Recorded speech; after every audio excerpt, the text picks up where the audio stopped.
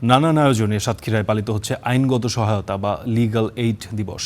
এই নিয়ে জানাতে সাতক্ষীরা থেকে যুক্ত হচ্ছেন সহকর্মী গাজী ফরহাদ। ফরহাদ, আমাদের জানাবেন দিবসটি ঘিরে কি আয়োজন আছে সাতক্ষীরায় এবং অসচ্ছলদের আইনি সহায়তা নিশ্চিতের বিষয়ে কি বলা হচ্ছে?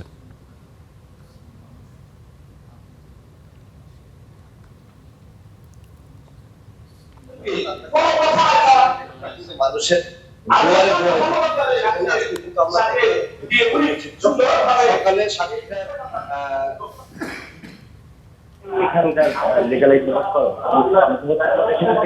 বিভিন্ন সকাল থেকে এখানে ফ্রি মেডিকেল এই মুহূর্তে চলছে আলোচনা সভা। সেখানে কিন্তু আইনজীবী, বিচারক সহ বিভিন্ন বিচার প্রার্থীরা অংশগ্রহণ করেছে।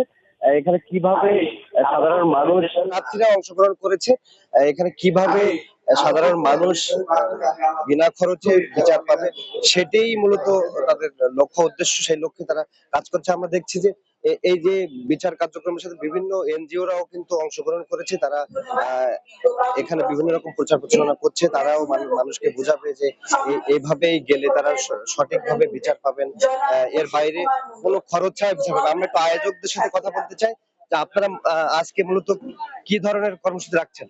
আসসালামু আলাইকুম। আপনারা জানেন সারা বাংলাদেশের ন্যায় সাতক্ষীরা জেলা লিগ্যাল এইড অফিস অত্যন্ত অনড়ম্বরভাবে এই অনুষ্ঠানটা পালন করছে। আপনারা নিশ্চয়ই জানেন যে আমরা সকাল 8টার পরে আমরা এখানে দিবস উপলক্ষে একটা র্যালি করেছি। আমরা এখানে আমি লিগ্যাল এইড আইনজীবী হিসাবে নিয়োজিত আছি।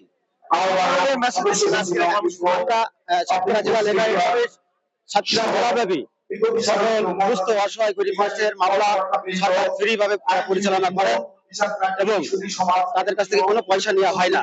আমরা তাদেরকে বিনা পয়সায় সহযোগিতা করি এবং মামলা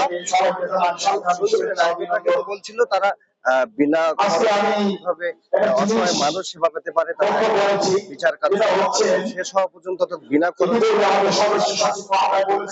জানাচ্ছিল। ফরহাদ, আপনাকে ধন্যবাদ।